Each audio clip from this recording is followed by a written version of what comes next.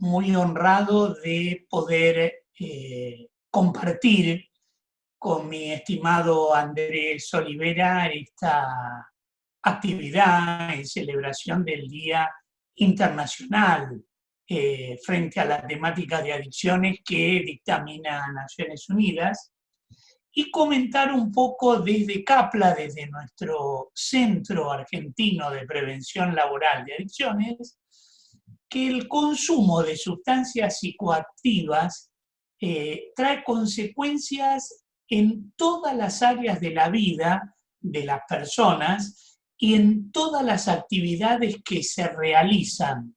Por eso el ámbito laboral no está exento. Los recursos humanos laborales de entre 18 y 60 años pasan la mayor parte del día en su espacio de trabajo.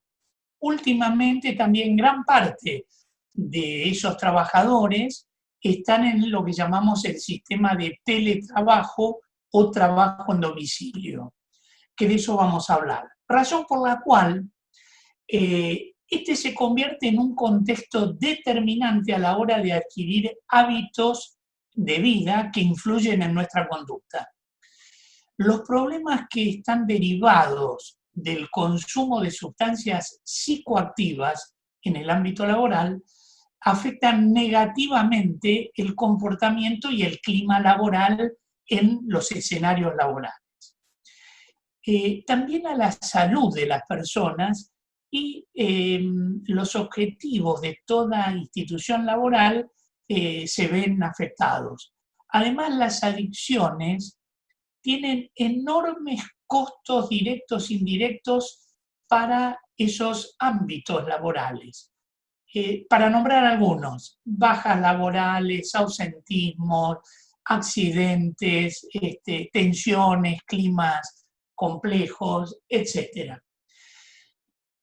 El tema del teletrabajo es otro tema. Frente a esta pandemia en la que estamos atravesando, algo histórico, único, tenemos un montón de problemáticas. Los que trabajan en el ámbito de su domicilio, fuera del contacto en su lugar habitual de trabajo y demás, muchas veces ante el temor al contagio, los miedos, la depresión, el estrés, etc., es probable que de ese grupo de personas algunos entren en consumos abusivos de alcohol, psicofármacos, tabaco, etc. Entonces hay que trabajar mucho. Por eso la finalidad de toda intervención de prevención en los lugares de trabajo justamente es prevenir o disminuir el consumo de drogas, tanto legales como las drogas ilegales, en los distintos espacios laborales. Ya hablamos del espacio laboral habitual, común, o en el caso del teletrabajo. También reducir los riesgos asociados al consumo de drogas y disminuir muchas veces el tema de accidentes laborales relacionados con el consumo. Desde CAPLA nosotros trabajamos mucho en los lugares de trabajo en concretar una política, un programa y procedimientos. Por eso, en esa política y en ese plan de prevención del consumo de drogas en los lugares de trabajo, debe ser liderado por lo que nosotros llamamos un equipo responsable, muchas veces denominado grupo motor. Esto es clave, es decir, son aquellas personas que, digamos, tienen el conocimiento, la percepción, lo concreto en sus lugares de trabajo. Entonces, desde el área de salud, desde el área de recursos humanos, desde el área de seguridad, etcétera, etcétera, se conforma ese grupo motor que va a llevar adelante esto de las políticas, los programas, los procedimientos muy articulados con el ámbito gremial. Desde CAPLA, nuestro Centro Argentino de Prevención Laboral en Adicciones, trabajamos desde hace muchos años acompañando a empresas, a gremios, instituciones laborales a enfrentar adecuadamente esta problemática adictiva. inclusive con muchas acciones de capacitación. Hace años que venimos desarrollando, junto a una querida profesional, la licenciada María Más Vélez, una, digamos, diplomatura específica en la UBA, en DOSUBA, en esta temática. Ahora, el 27 de agosto, iniciamos otra diplomatura específica en esta temática con la facultad, con la Fundación Barceló, específica en prevención de adicciones para el ámbito laboral. Que en eso estamos muy contentos porque con los años ha habido un gran avance en esta temática y los médicos laborales de las distintas instituciones laborales han hecho un esfuerzo enorme para enfrentar adecuadamente esta temática. Cabe destacar que la finalidad de la política preventiva de adicciones es desarrollar una cultura preventiva institucional. Es decir, que para que se procuren condiciones de trabajo adecuadas, ¿sí?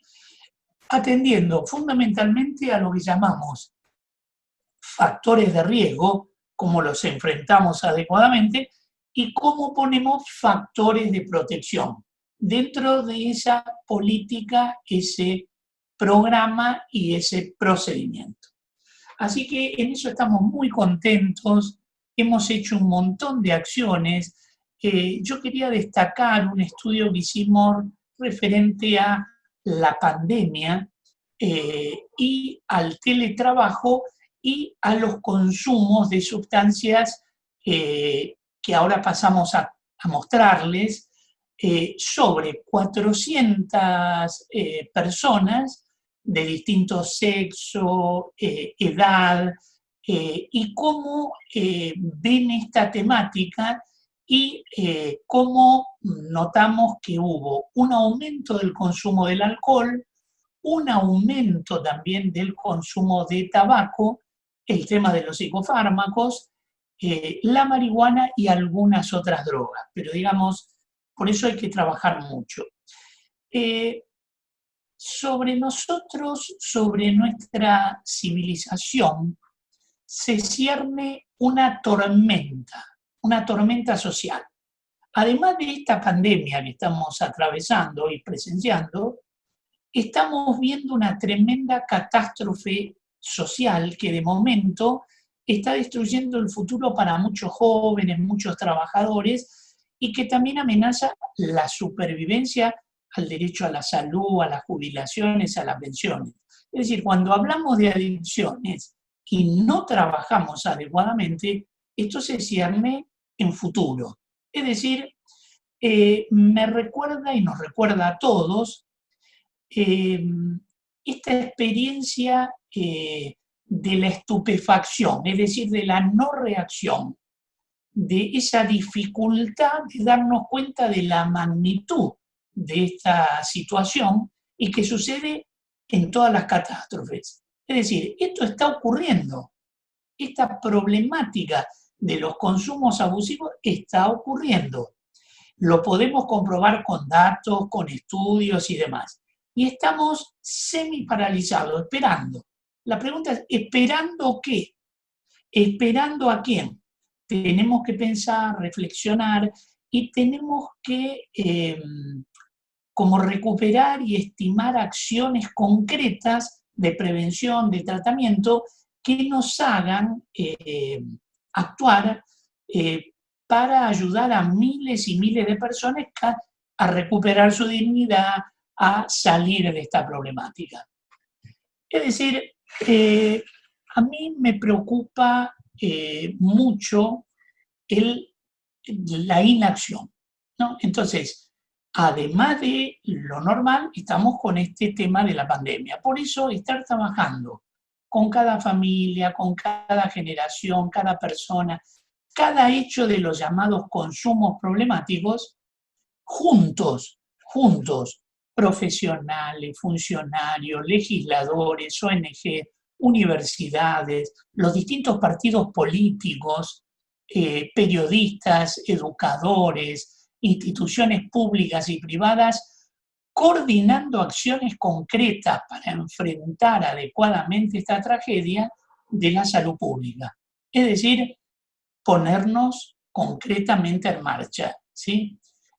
Por eso agradezco mucho a programas como el de Andrés, mi estimado Andrés, este programa, porque puede decir esto pasa, esto tiene lugar, ya que los hechos que se relatan son, existen, ocurren, y es necesario transmitirlos y que, digamos, se conozcan miles y miles de familias que pasan por este hecatombe y esta situación que provocan los llamados consumos problemáticos. Es decir, testimoniar es devolver la palabra,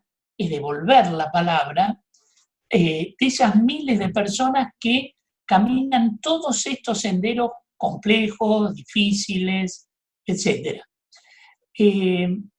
Por eso me parece muy importante que las adicciones son un trauma social. Ese trauma social sabemos que los recuerdos tan traumáticos no se borran, ¿sí? A pesar de los años. Eh, por eso hay que intentar liberarnos de esa marca del trauma precisamente haciendo estos testimonios, ¿sí? Para este día tan especial, el 26 de junio, y todo este gran trabajo de este programa, no puedo dejar de reconocer a muchísimas personas que en el día a día van llevando acciones concretas. Desde ya, como vos, Andrés, como bueno, este tema de comunicar, a muchos médicos laborales, psiquiatras, psicólogos, etcétera, y para nombrar algunos, ¿no? Julio Comando, Mariana Euti, Valentina Razzano, Gabriel Fernández, Diana Naranjo, José Condartes, Luis Bertrán Foguenó, Carmen Otero, Guillermo Fernández Dadam, Alejandra Sassone, María Masvélez, Juan Yaría, Mabel del Órfano, Luis Di Giacomo, Claudio Mate, Florencia Pérez Rincón, Jimena Merlo Ávila, Lorena Puchetti, Roberto Ganay, Verónica Brasesco, Carlos Damín, Mónica Napoli, Darío Gijena, Estela Drago, Jorgelina Devoto, Fernanda Meschini, bueno, y muchos más que día a día trabajan para un mundo mejor, sin tanto dolor y la problemática adictiva. Para ir cerrando y no cansarlos, las consecuencias de una pobre actuación preventiva y asistencial a nivel nacional nos mostrarán a la corta o a la larga consecuencias desastrosas. Esta problemática contribuye a degradar gradual pero implacablemente a la comunidad, a los lazos barriales, a la cohesión social, cuyo mantenimiento lleva mucho tiempo, mucho trabajo, mucha dedicación. Deja huellas profundas y en general negativas en lo familiar y en lo social. Erosiona gravemente el suelo en que se arraigan las relaciones humanas y todo vínculo entre las personas. En general han hecho y siguen haciendo mucho daño a la calidad de vida, daño que no puede ser reparado o compensado por otras ofertas de la sociedad. Por eso es que como sociedad debemos trabajar mancomunadamente en esta problemática. No será esta la primera vez en la historia que nos encontramos en una encrucijada. En este caso, focalizada en el tema de las drogas. Y las encrucijadas y los cruces de caminos exigen decisiones. La primera y muy obvia será reconocer la encrucijada como tal y aceptar que hay más de un camino preventivo asistencial para dar respuestas adecuadas. Por eso, en este día tan particular, insto a todos a continuar trabajando en esta temática y estar unidos frente a esto. Por eso en esto estamos y en esto debe estar la humanidad. Muchas gracias Andrés, y muchas gracias al programa y me siento muy honrado de haber participado en él.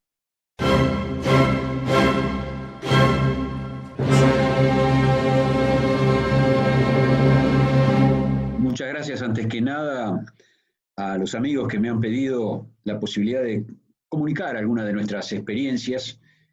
Supongo que ya se han hecho las presentaciones del caso. De todas maneras, lo interesante por ahí es cómo llegamos a este lugar, porque, bueno, en este caso me han invitado en función justamente de pertenecer yo o ser presidente de la Comisión de Adicciones, de Prevención de Adicciones y Control del Narcotráfico de la Cámara de Diputados de la Nación, Cámara de Diputados a la cual ingresé en diciembre ahora del 2019 y tengo mi periodo hasta el 2023 en representación de la provincia, de la provincia de Río Negro, del gobierno, del partido de gobierno de Río Negro, de Juntos Somos Río Negro.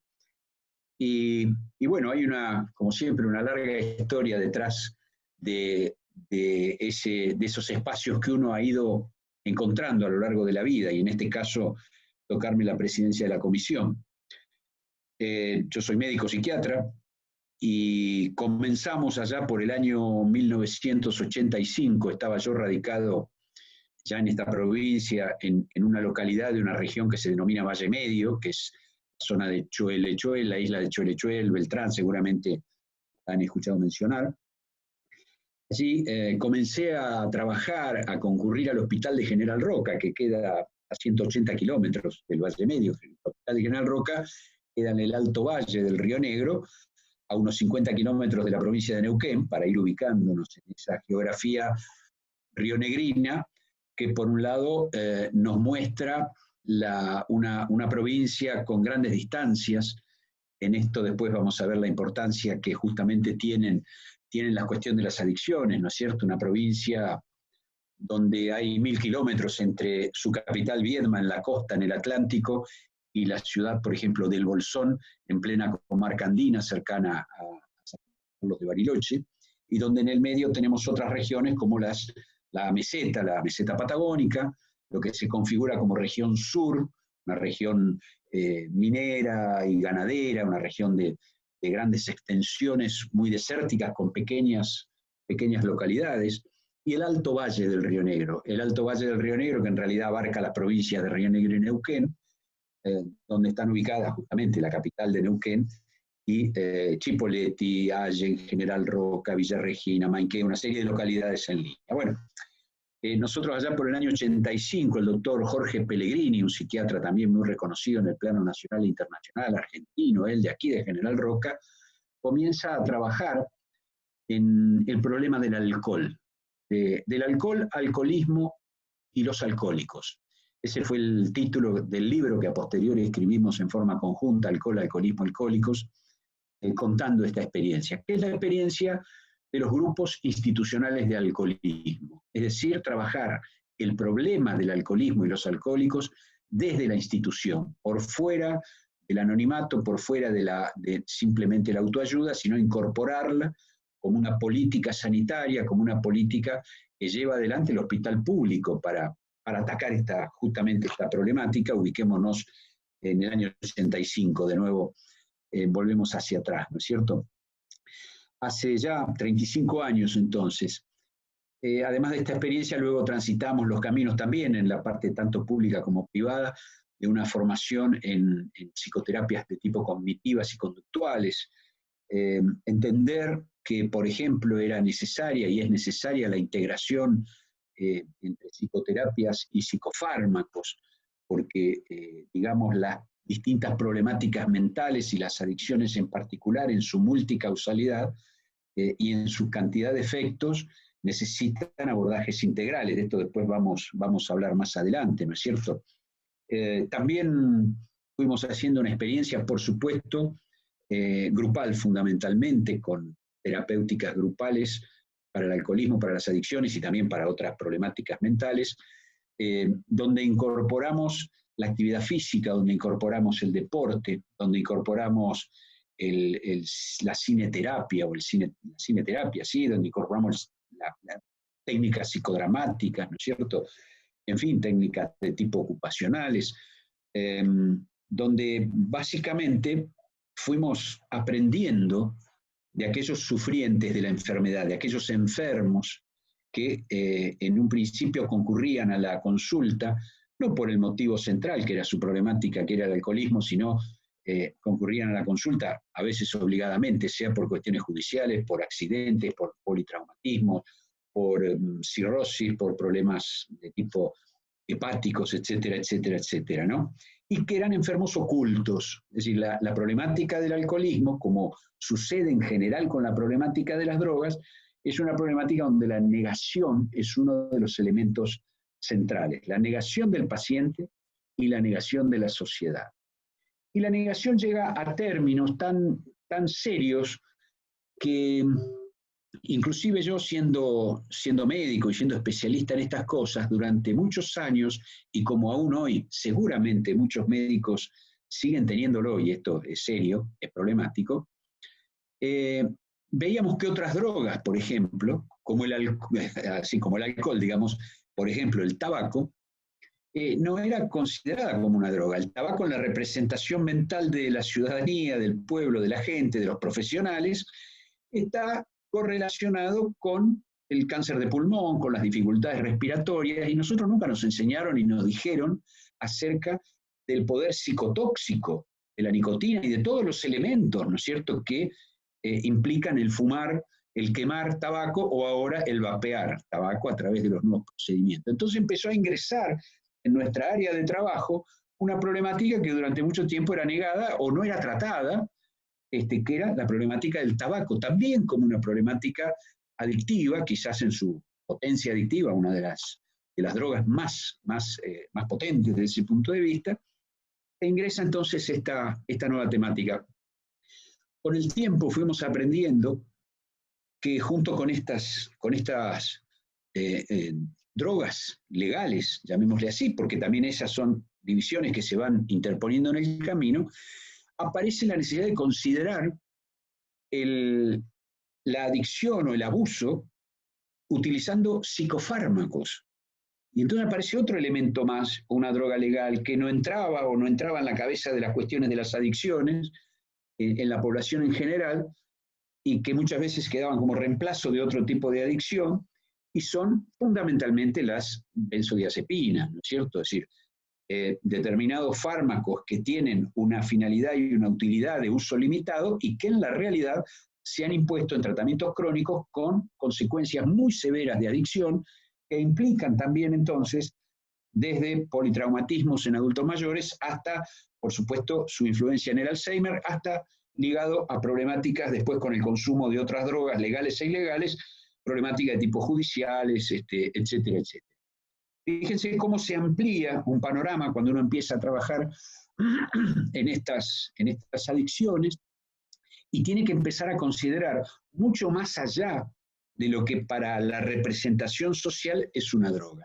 Porque cuando hablamos de tabaco, cuando hablamos de alcohol, cuando hablamos de psicofármacos, y también voy a agregar más cosas, voy a agregar los fármacos comunes, que también en función de lo que después vamos a caracterizar como que en realidad cualquier droga, legal o ilegal, es simplemente una mercancía de la cual alguien comercializándola obtiene ganancias, vemos cómo también los fármacos comunes, los fármacos para cualquier problemática no necesariamente psiquiátrica o psicológica, generan costumbres de consumo masivo y de adicción con profundas consecuencias negativas, y consumos a lo largo de toda una vida que no tienen absolutamente ninguna explicación, sino simplemente la de un mercado que impone un determinado producto que, como hoy podemos ver en programas televisivos, lamentablemente, estos productos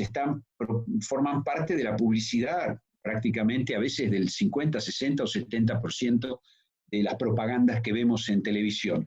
Trátese de fármacos formales, o trátese de pseudofármacos, o trátese, digamos, de productos que prometen determinadas cuestiones curativas, que llevan al consumo y a la adicción en muchas personas de este tipo de sustancias, con todos los problemas que a consecuencia de eso se pueden llegar a dar. Fíjense cómo entonces nuestro mundo cotidiano está rodeado de sustancias, está rodeado de distintas drogas que nos traen tremendos problemas. Allá por el 2012, ahí me tocó dejar de lado en forma directa mi profesión en cuanto a su práctica clínica, asumí como ministro de Gobierno de la provincia de Río Negro y ministro de Gobierno, Seguridad y Justicia, y allí empecé a ver otra visión, tener otra visión o una visión desde otros ángulos, vamos a decir así, de las problemáticas políticas, sociales, de los aspectos jurídicos, de seguridad, ligado al tráfico de drogas y el consumo de drogas legales e ilegales, ¿no es cierto? Allí por 2014, el gobernador de la provincia, Alberto Beretilnec, me encarga a ver si, en función de lo que él conocía de mi experiencia, si le podíamos buscar una vuelta a esto de la atención de la problemática de las adicciones.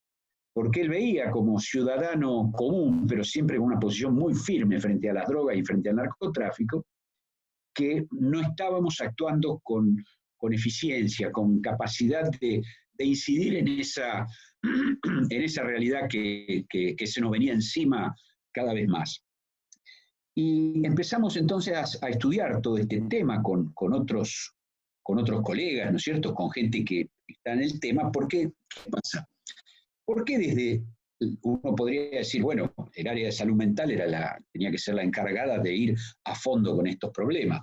Bueno, nosotros en Río Negro tenemos una ideología, una forma de trabajo en salud mental, de tipo, lo que se denomina salud mental comunitaria, que aparece, ¿no es cierto?, como una superación del modelo que se llama modelo médico, biológico, manicomial, mezclando las tres cosas como si fueran lo mismo, cosa que no lo son. En todo caso, se aparece como superación de un modelo manicomial.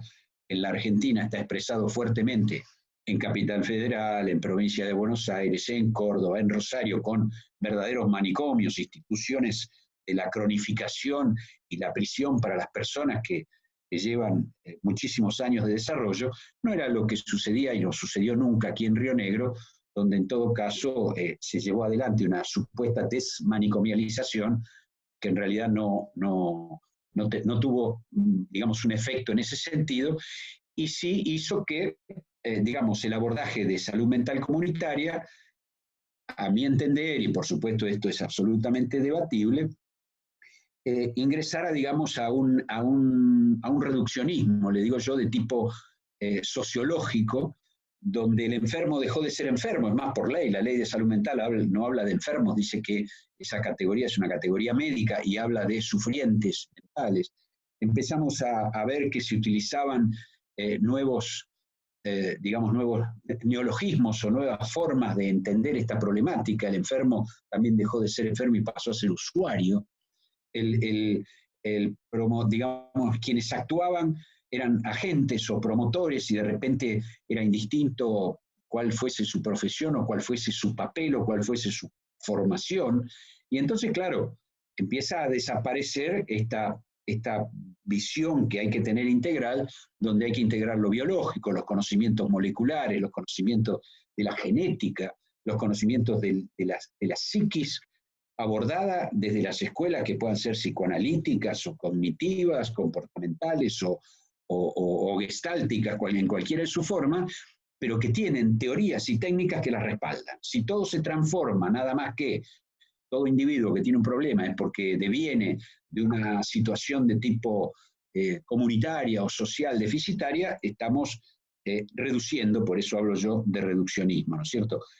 En definitiva, este es un gran debate que hay también en el tema de las adicciones, ¿no? Es decir, yo diría que hay polos, ¿no? Por un lado, la libertad absoluta del individuo, pero que esa libertad absoluta del individuo se contrapone o está muy por encima colocada del interés comunitario, entonces está en tensión, ¿no? O libertad absoluta para un individuo para hacer lo que quiera, entonces, entre otras cosas, puede intoxicarse, puede envenenarse, puede hacer lo que se le ocurra, y el interés de la comunidad por las consecuencias que tienen, por ejemplo, el uso, el consumo de sustancias tóxicas o psicotóxicas, ¿no es cierto?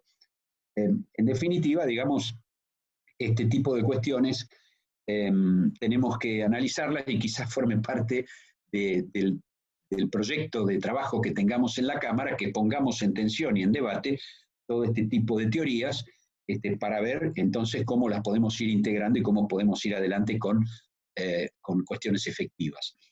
En definitiva, nadie puede negar que las adicciones tienen en su origen una multicausalidad, ¿no es cierto?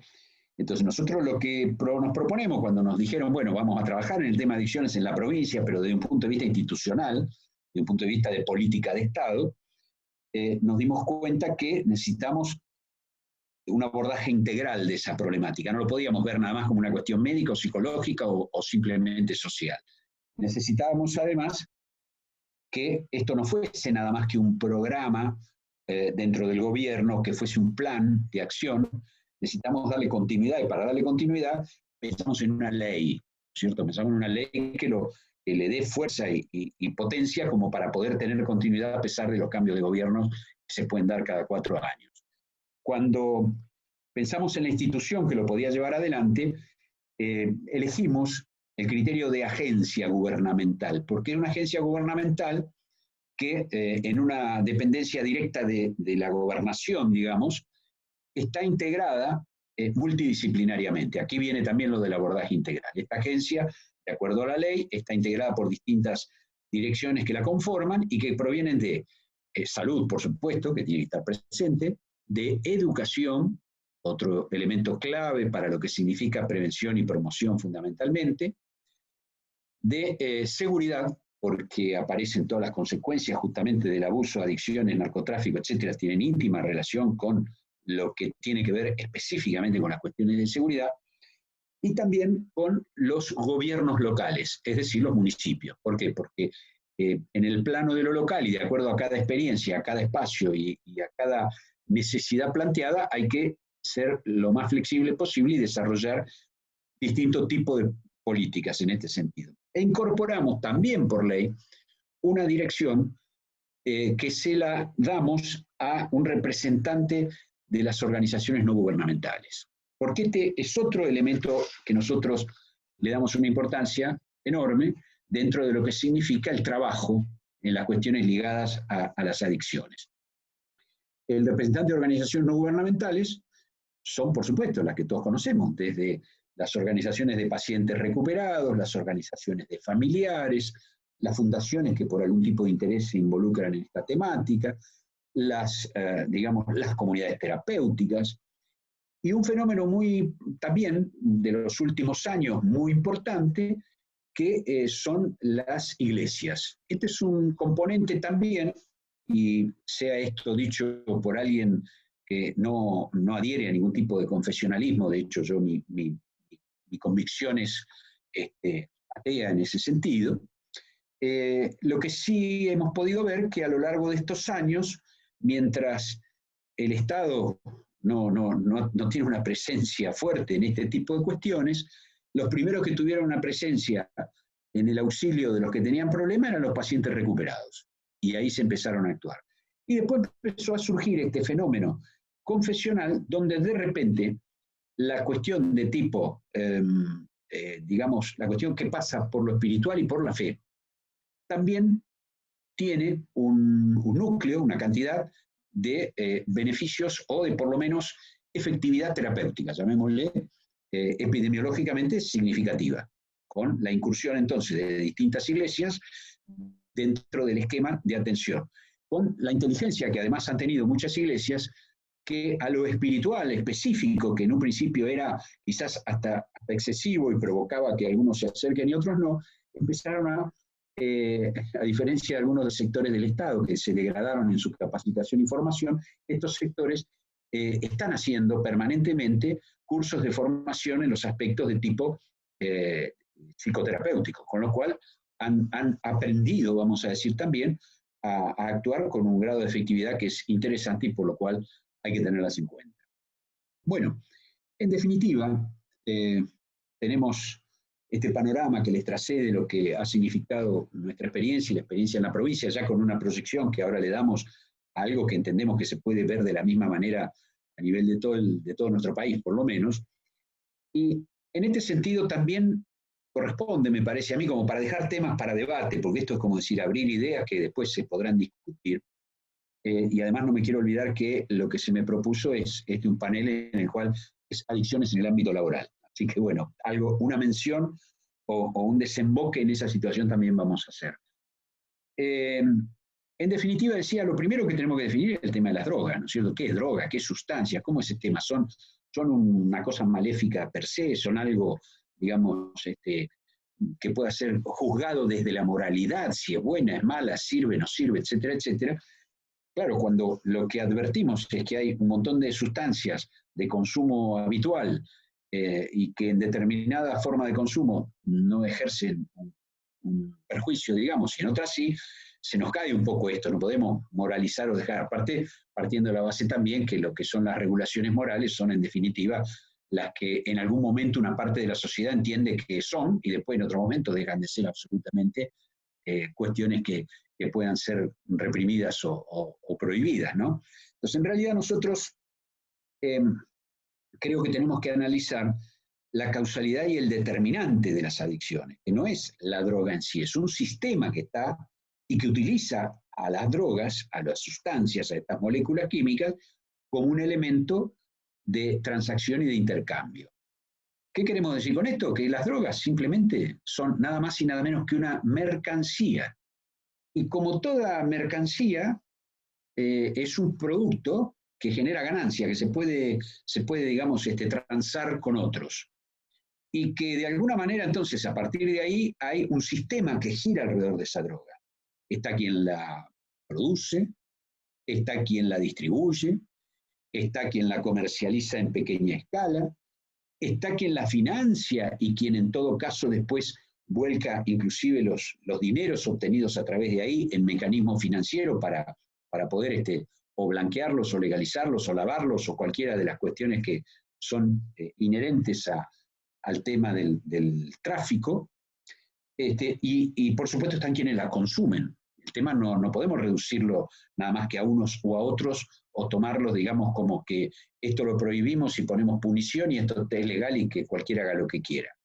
Nosotros partimos de la base de que estamos hablando de sustancias que son tóxicas y que generan ganancias y que por lo tanto hay infinita cantidad de sectores, inclusive dentro de la legalidad, porque hay un tráfico legal de drogas y un tráfico ilegal de drogas en el mismo sentido. Nosotros no hacemos digamos, buenos y malos, sino que acá quienes obtienen ganancia del consumo excesivo y de las adicciones derivadas de las benzodiazepinas, para nosotros, en todo caso, si los tenemos que juzgar como individuos, vamos a jugar de la misma forma que el que obtiene ganancia vendiendo lo que hoy es una droga prohibida, porque mañana podría estar permitida, o las grandes tabacaleras, ¿cierto? Entonces, veamos cómo todo esto tiene que tener una visión comprensiva de esta realidad para poder ser entendido.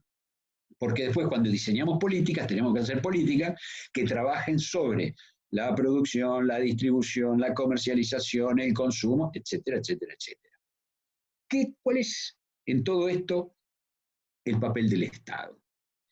El papel del Estado, bueno, el papel del Estado, de acuerdo a la ideología o de quien defienda un determinado tipo de Estado, vamos a tener desde quienes dicen que la sociedad se tiene que autorregular, priorizan la capacidad del individuo para autorregularse y de los mercados para regular las transacciones, entonces dicen que hay que dejar que todo esté en criterio librado. Acá aparece todo un sector legalizador de lo prohibido, inclusive, y que por supuesto deja totalmente abiertos los canales de comercialización de los fármacos, del tabaco, del alcohol, de todo lo que sea, sin interesarle, digamos, porque dice, bueno, cada individuo es responsable de lo que hace. Otros sectores piensan, o diría yo, ahí me incluyo, y digo, pensamos que el Estado tiene que tener digamos, cuando hay una sustancia tóxica, cuando hay un interés comunitario, cuando hay un daño a la comunidad desde múltiples aspectos, el Estado tiene que estar presente regulando, por lo menos controlando, limitando y protegiendo. Digamos, en esto nos embarcamos quienes tenemos esta línea de pensamiento.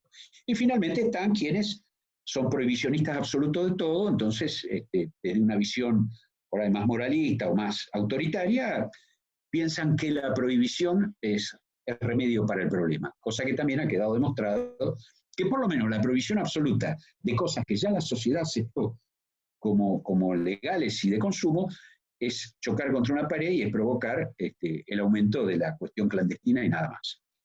Entonces, cuando hablamos del Estado que tiene que proteger, ¿de qué estamos hablando y de proteger a quién? Por empezar, nosotros decimos tiene que proteger a los sectores vulnerables. ¿Cuáles son los sectores vulnerables? Primero, los menores. Acá no hay vuelta. Yo creo que sobre los menores el Estado tiene un deber tutelar. Por lo tanto, ahí sí tiene la potestad incluso de prohibir, porque sabemos el enorme daño que hacemos a los menores, a un cerebro todavía no desarrollado, y cuando digo menor no solo hablo de la minoridad jurídica y legal, sino lamentablemente sabemos que el cerebro se desarrolla hasta los 25 años, pero sabemos también que el principal daño de cualquier tipo de sustancia de este tipo que se consuma se produce en los adolescentes y preadolescentes y lamentablemente ya hoy en día en niños que comienzan más tempranamente. Entonces, primero una cuestión de protección, de limitación absoluta y de control sobre el tema del consumo de cualquiera de estas cosas en los menores. Después están las embarazadas, también otro tema que hay que trabajarlo con educación, con prevención, con todo, porque se ignora el efecto teratogénico que tienen todas estas sustancias en la mujer embarazada.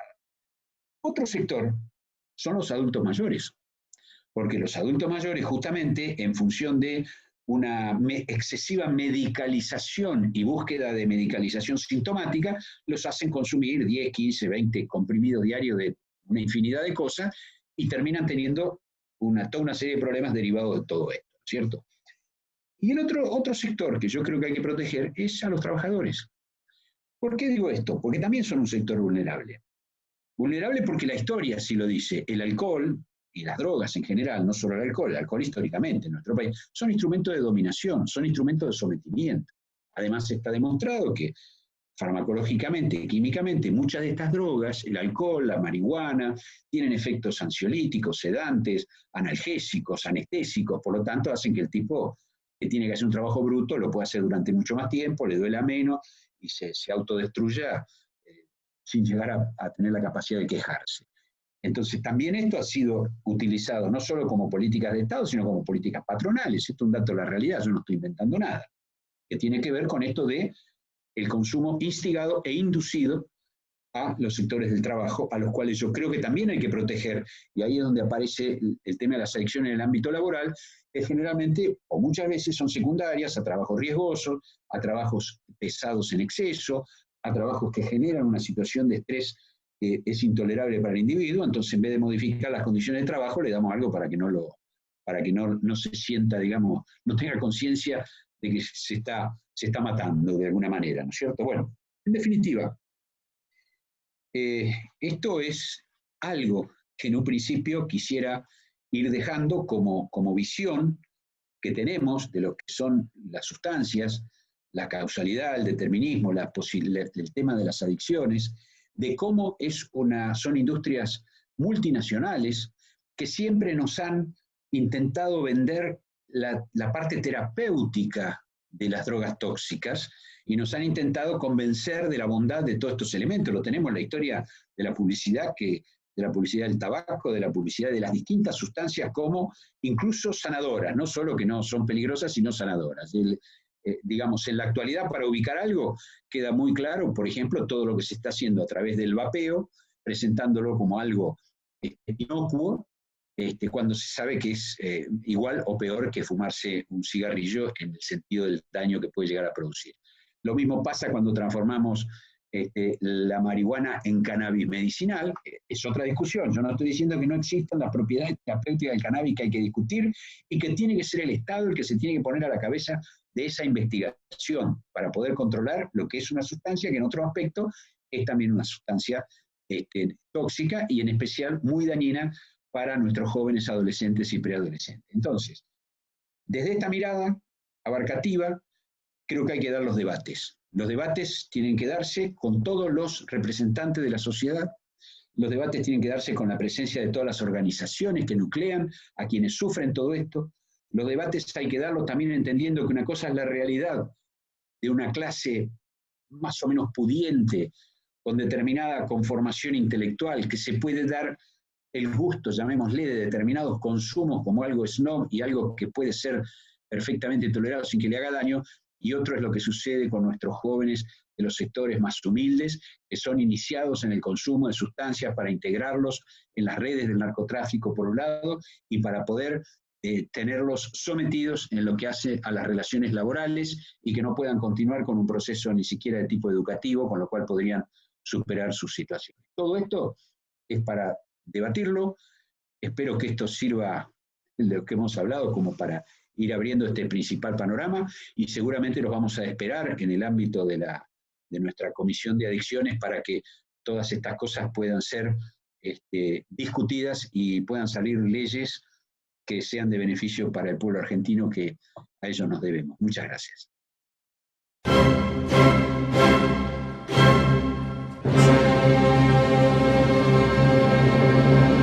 ¿Cómo están?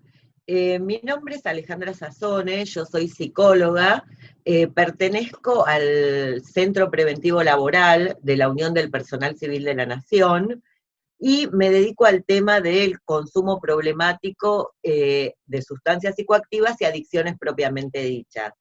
La idea de esta charla es, en el marco del Día Internacional de Lucha contra el Consumo Indebido de Estupefacientes, es presentarles un poco la actividad que yo vengo realizando hace ya mucho tiempo en materia de consumo y en materia de abuso fundamentalmente, y de enfermedad como es la adicción, ¿no? En principio contarles que yo dirijo un programa de prevención desde el año 2001 en un gremio que se llama Unión Personal Civil de la Nación. Es el gremio de los estatales. En este gremio, nosotros lo que vimos, el motivo por el que decidimos hacer este trabajo, tenía que ver con que había muchos trabajadores que tenían problemas de consumo. Y la realidad es que no se tomaba el tema sistemáticamente y seriamente. La realidad es que en general lo que sucedía era que la gente empezaba a consultar en el servicio médico del organismo, supongamos, y se les daba el parte de enfermo porque, no sé, la persona tenía problemas estomacales o por cualquier otra cosa, que en realidad lo que hacía era enmascarar que atrás de eso la persona tenía un problema de consumo, ¿no? Porque lamentablemente todavía sigue existiendo bastante estigma y discriminación en relación a este tema, y de alguna manera como que no es lo mismo socialmente en el imaginario colectivo pensar, bueno, que yo está enfermo de cáncer o está enfermo de alcoholismo, por ejemplo. No se lo ve de la misma manera, y de alguna forma hay cierta culpabilización de la persona que consume, ¿no? Se lo toma así como que está unido a la voluntad, cuando en realidad los que nos especializamos en esta temática sabemos que la voluntad cuenta, como todo en la vida, pero no es lo único importante. En las enfermedades intervienen muchos factores. Sabemos que en el tema del consumo problemático uno lo tiene que tomar como de etiología multicausal. ¿Qué quiere decir esto? Que interviene el individuo, interviene el contexto, y hay un interjuego allí entre el individuo, el contexto, las circunstancias y la sustancia en particular, ¿no? Entonces, estas cuestiones lo que hacen es que en un determinado momento particular, posiblemente por alguna crisis asociado a alguna esfera de la vida de la persona, sea que la persona está mal anímicamente porque perdió un ser querido, o porque se quedó sin trabajo, o porque se separó, o por infinidad de causas, esa situación emergente actúa como disparador, ¿no? Por eso, por ahí lo importante que me interesa resaltar en este punto, tiene que ver con que nadie es inmune a esto. Yo tal vez cuando era joven salía, consumía, y resulta que después un día de golpe lo dejé. Bueno, uno ve que hay un montón de gente que tiene esta historia, en la época adolescente o en la primera juventud, ¿no? Ahora resulta que después queda viuda y o se separa, o algún acontecimiento, o tiene un accidente, un hijo, lo que sea, y la persona está mal y empieza a hacer lo mismo que hacía cuando era joven. Lo único que, a diferencia de que no de tomar en el marco de una salida, por ejemplo, toma para dormir. Y después termina con un consumo problemático. ¿Por qué? Porque lo que sabemos de las sustancias psicoactivas es que uno necesita más cantidad de la misma sustancia para producir el mismo efecto. Entonces, la persona tal vez al principio toma una copita de vino para dormir y resulta que después necesita 2 o 3 para lograr ese efecto, ¿no?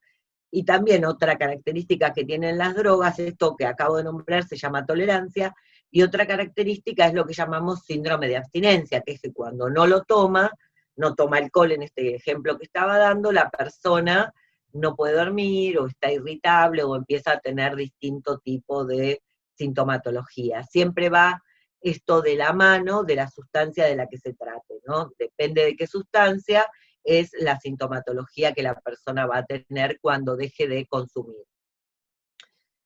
Bueno, les contaba que yo dirijo un programa en un gremio en relación a este tema, ya hace más de 20 años, y lo último que hicimos fue un estudio como para saber, esto se llamó Estudio 2019, lo que medíamos era consumo de sustancias psicoactivas, no medíamos consumo problemático. ¿Qué quiere decir esto? Que lo que queríamos saber era qué pensaba la gente, qué pensaba en este caso nuestro universo, que es el trabajador público, del consumo de sustancias psicoactivas, ¿no? Entonces, para eso lo que hicimos fue armar un instrumento, que era una encuesta anónima, que la repartimos en papel, porque también había bastante persecución de la gente que pensaba que si le llegaba vía web no era del todo anónima. Fíjense cómo hay cierto resquemor en relación a contar nuestra realidad en relación al consumo, ¿no? Todavía en muchas personas. Entonces lo que hicimos fue valernos de los delegados gremiales para acercar a los distintos organismos la encuesta, la gente la hacía, y después lo que hacía era dejarla, por ejemplo, en una urna o en algún lugar que se hubiese previsto para ese fin, ¿no? Entonces quería contarle un poquito de los resultados fundamentalmente de esta encuesta, y después circunscribir esto un poco a lo que estamos viviendo hoy en relación a la pandemia, ¿no? Les dije que esta encuesta pertenece al año 2019, ¿no? Y una de las cosas que hicimos fue administrarla a un total de casi 3.000, más de 3.000 personas fueron las que participaron de esta encuesta, ¿no? Y las delegaciones participantes fueron muchas, participó Ciencia y Tecnología, Hacienda, el Mercado Central, Transporte, Vialidad, bueno, Ministerio de Economía, Relaciones Exteriores, etcétera. Más o menos fue parejo en la participación de género, digamos un 51 femenino y un 49 masculino. Después, una cuestión importante es que si bien se tomó de 18 a 75 años, la franja etaria, la mayoría de los participantes tenían entre 31 y 45 años, ¿no? Y también, si sumamos los estudios entre universitario y terciario, tenemos casi el 60% de los participantes. Como vemos, gente que mayoritariamente tiene una formación, ¿no? Una de las cosas que preguntábamos era si consideraban que el consumo traía consecuencias y riesgos, y el 93% consideró que sí. Esto hablando de sustancias legales e ilegales, ¿no? El mayor porcentaje de los trabajadores considera que hubo un incremento del consumo de sustancias en los últimos 5 años. Esto fue el 77% que consideró este tema de esta manera. Con lo cual, vemos que si uno piensa los últimos años, los últimos tiempos, todos aceptamos que esto se incrementó, ¿no? No solo a nivel nacional, sino a nivel mundial. Después preguntamos qué tipo de sustancia ha consumido en el último año, ¿no? Y en esto, piensen que si bien definíamos drogas legales e ilegales, si consideramos las legales, entre alcohol y tabaco tenemos la mayoría de la gente, ¿no? Un 41% aceptó que fumaba y un 61% que había tomado alcohol en el último año. Seguidos por la marihuana, de 22%, y las drogas ilegales, un poco menos, un 5 y un 4 en cocaína y drogas de diseño respectivamente. También un porcentaje alto obtuvimos en el tema de los tranquilizantes, ¿no? Un 14% admitió que consumía benzodiazepinas o lo que se llaman psicofármacos, que son medicaciones que deben de estar prescriptas, deben de estar recetadas por un médico. Sin embargo, acá no preguntamos si eran recetadas o no, pero lo que sí vemos es que mucha gente utilizaba estas sustancias, ¿no? Después cuando preguntamos qué cosas consideraban que contribuyen eficazmente a desalentar el consumo de drogas, la mayoría de la gente estuvo de acuerdo con que esto se da a partir de la información, ¿no? Y de la familia, también de las amistades, de la existencia de programas preventivos, ¿no? Como que estos serían los factores que las personas consideran que más nos protegen, ¿no? Después, un alto porcentaje dijo no tener cerca gente que consume, y otro tanto, gente que sí consume. Un 40 dijo que sí y un 60 dijo que no. Otra pregunta era, si creía necesaria la capacitación en este tema, y la mayoría de la gente, más del 80%, consideraba que sí. Por otro lado, más de un 90% consideraba a la drogadependencia como una enfermedad. También un 74% consideraba que nuestros trabajadores, consideraba que era injusto que echaran a un trabajador, que puedan despedirlo por el tema de consumo. Y una cuestión en la que me quería detener un poco era qué cuestiones consideraban que eran facilitadoras del consumo, ¿no? O sea, lo que uno podría pensar como factores de riesgo. Y entienden estos trabajadores que las situaciones facilitadoras del consumo son fundamentalmente los problemas familiares o interpersonales, seguido por los problemas psicológicos y la tensión o estrés durante el trabajo. Le siguen también la inseguridad en el futuro laboral y la insatisfacción en el trabajo. Cuando vean la filmina, si tienen oportunidad de ver el cuadro, van a ver que si uno considera todos los ítems relacionados con el trabajo, uno es insatisfacción con el trabajo, insatisfacción con el trato de los compañeros o de los superiores, trabajo por debajo de la preparación, tareas rutinarias, sentir estrés o tensión durante el trabajo, tener inseguridad en relación al futuro laboral. Si uno considera esto, ve cómo es notable que las personas determinen una relación casi lineal, digamos, entre el consumo problemático y la situación laboral, ¿no? Esto tiene concordancia con estudios de la Organización Internacional de Trabajo, de la OIT, que señala que el 70% de aquellos que consumen sustancias psicoactivas forman parte del ámbito laboral, ¿no? Entonces, como en el trabajador, este es un tema que está muy presente, que uno por ahí lo podría pensar como se piensa mucho en el imaginario social, ¿no? Como que el adicto es el que está en la calle consumiendo y tirado y no trabaja y no hace nada. Sin embargo, esto no es así. Digamos, donde hay un gravísimo problema en relación al consumo es en el ámbito del trabajo, ¿no? Y después, otra cosa que preguntábamos es, ¿cuál de las siguientes sustancias se había consumido a lo largo de la vida, ¿no? La gente ahí señalaba alcohol con un 72%, un 61% tabaco, un 36% marihuana, seguido por tranquilizantes el 20%.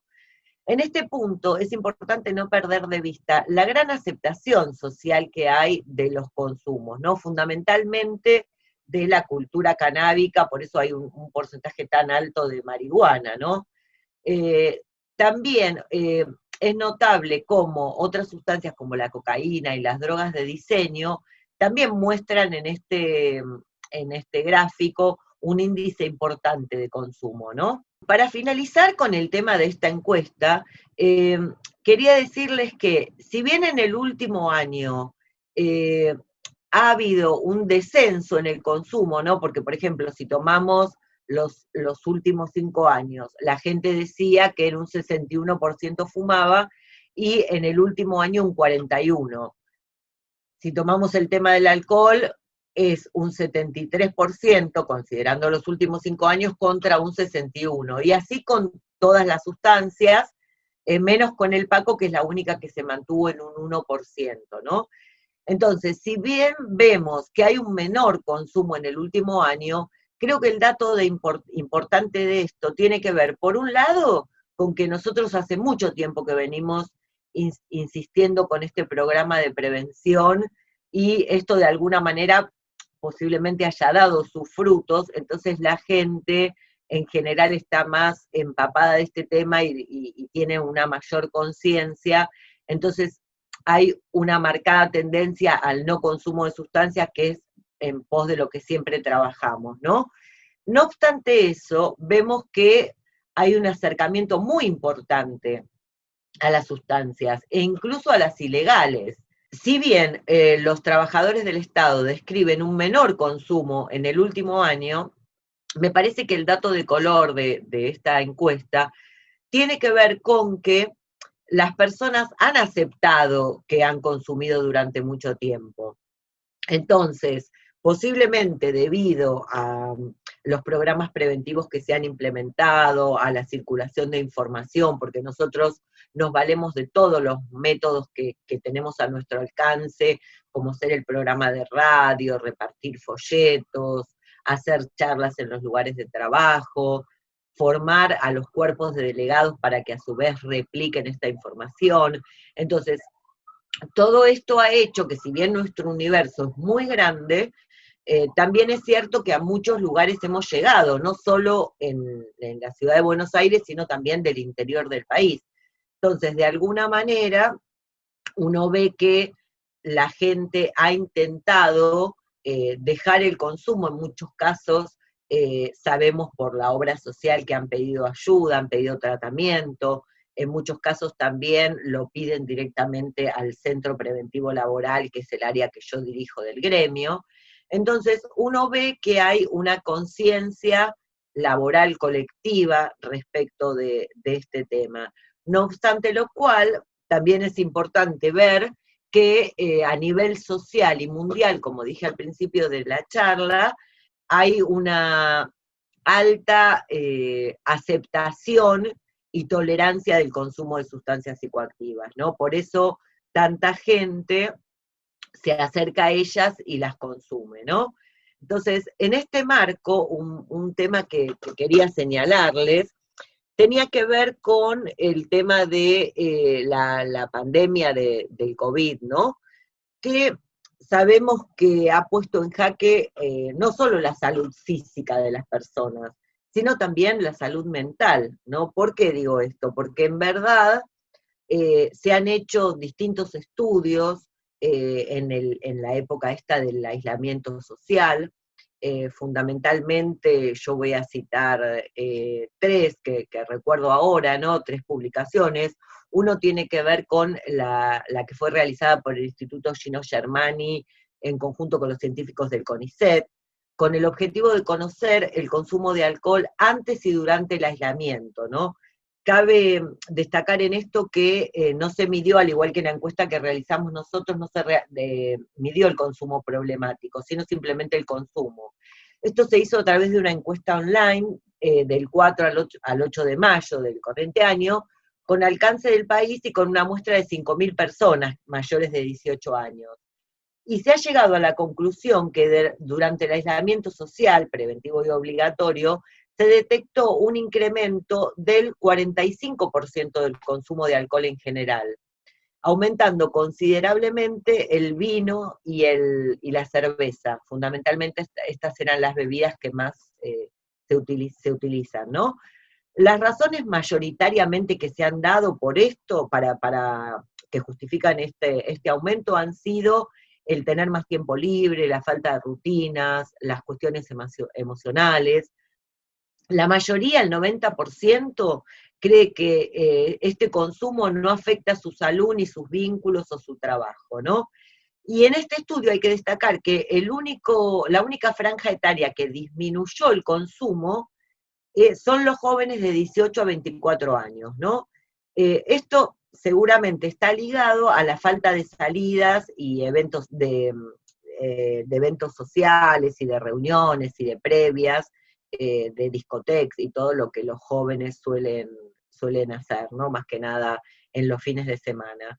El otro estudio es el realizado por la Universidad de Córdoba, la Facultad de Psicología. Esto se hizo con el objetivo de conocer el consumo de sustancias psicoactivas también en aislamiento. Se hizo a través de un formulario en redes sociales entre el 7 de abril y el 8 de mayo, también con alcance país y con una muestra de 1.007 personas, también mayores de 18 años. Se consideraron sustancias psicoactivas al alcohol, nicotina, cocaína, marihuana, LSD, éxtasis, psicofármacos y otras drogas, ¿no? Vieron que es como muy amplio en este sentido la evaluación de sustancias. Y con este estudio se ha llegado a la conclusión que una gran mayoría, el 73%, consumió alguna sustancia psicoactiva durante el aislamiento. De este porcentaje se desprende que un 41% incrementó su frecuencia de consumo durante el aislamiento y un 33% consumió mayor cantidad. Los motivos fundamentales para este incremento fueron la ansiedad, la necesidad de relajación y la inquietud, ¿no? Entre quienes incrementaron su patrón de consumo, la droga que más incremento tuvo fue el alcohol, seguida por la nicotina y la marihuana, sola o en combinación con psicofármacos. Ahora bien, con respecto al consumo problemático, casi la mitad de los encuestados confirmó que no había intentado ni siquiera disminuirlo ni evitarlo. En este trabajo me interesa poner especial atención en un detalle que apunta que el 20% de las personas que consumieron sustancias violaron la cuarentena para conseguirlo, ¿no? Y el otro estudio que va en concordancia con este es el de la provincia de Buenos Aires. Entonces, en definitiva, para no aburrirlos con datos, me parece que lo importante tiene que ver con que uno ve que ha habido un incremento de sustancias del uso de sustancias durante este aislamiento social preventivo y obligatorio, ¿no? Y uno lo ve, por un lado, no solo porque estos estudios lo muestran, sino también lo muestra la clínica, o sea, uno escucha personas que antes no tenían un consumo problemático de sustancias, que ahora están consumiendo mucho, están haciendo un uso casi abusivo, les diría, de las sustancias, porque pasaron de tomar el fin de semana un poco de alcohol a tomar todas las noches, y a tomar bastante cantidad. Lo mismo la gente que fuma, por ahí empezó a fumar más, en vez de fumar un atado de 10, fuma un atado de 20. Gente que antes no consumía, también se volcó al consumo, por ejemplo, gente que antes dormía sin problemas, ahora tiene problemas y no logra conciliar el sueño, entonces algún amigo, algún familiar o alguien le dijo, bueno, toma alguna benzodiazepina para relajar y dormir, entonces sin prescripción médica empezó a tomar alguna pastilla. Entonces, yo los invito a pensar que si en este marco gente que no tenía problema con las sustancias empezó a tenerlo, imagínense que la situación para los que ya venían con una enfermedad adictiva o con un consumo problemático, la situación se agrava bastante más, ¿no? Por eso una de las cosas que observa ha tenido que ver con la gran cantidad de recaídas que han habido en el último tiempo y también la falta de control respecto de los consumidores problemáticos en relación a su ingesta, ¿no? Como que ha empeorado su situación. Entonces, en este sentido, una cuestión que quería resaltar tiene que ver con que me parece importante que cada uno, de acuerdo a las posibilidades que tenga, si tiene una obra social, o si hacía terapia y tiene algún psicólogo que lo venía tratando, o si no hacía nada de esto, sepa que hay una línea que es la 141 de la Cedronar, que ha intensificado sus acciones en este último tiempo, para atender a las personas o las familias que vienen con problemas en relación a esta temática, ¿no? Me parece fundamental que uno, si bien hay un aislamiento social en cuanto a la cercanía desde lo físico, el aislamiento no tiene que ser también emocional. Entonces es importante que las personas puedan estar cerca de sus vínculos a través de videollamadas, a través de llamado telefónico sencillo y simple, de la misma manera que con profesionales de la salud mental, ¿no? Hay gente que puede hablarle a su psicólogo, puede hacer una videollamada, o en el caso que el psicólogo establezca que el dispositivo tiene que ser aún de otras características, como internar a la persona, es importante que haga la consulta, ¿no? Porque la verdad es que son patologías que tampoco pueden esperar, son patologías que requieren de la atención. Entonces esta es la sugerencia que yo les puedo dar en este tema, ¿no? Todo aquel que pueda intentar controlar el consumo, que sepa que no es una sustancia inocua, que sepa que tiene que hacer un consumo responsable y que en cualquier momento se le puede ir de las manos. Esto para aquel que no consume. Y para aquel que consume y que ya venía con un problema, bueno, que hoy más que nunca tiene que acudir a profesionales, continuar con el tratamiento si lo venía teniendo, si no lo tenía, pedir ayuda. Yo les di una línea que es anónima, gratuita, que funciona los 365 días del año, que como les dije ha intensificado sus acciones en este último tiempo, con mayor cantidad de profesionales, para buscar la contención y la ayuda que esta situación especial amerita, ¿no? Y quería terminar con dos frases del doctor Ramón Carrillo, una que dice: la medicina no solo debe curar enfermos, sino enseñar al pueblo a vivir en salud y tratar que la vida se prolongue y sea digna de ser vivida. Y la otra que quería compartir con ustedes, que también es del doctor Carrillo, es: los problemas de la medicina como rama del Estado no pueden resolverse si la política sanitaria no está respaldada por una política social. Del mismo modo que no puede haber una política social sin una economía organizada en beneficio de la mayoría. Muchas gracias y un saludo para todos.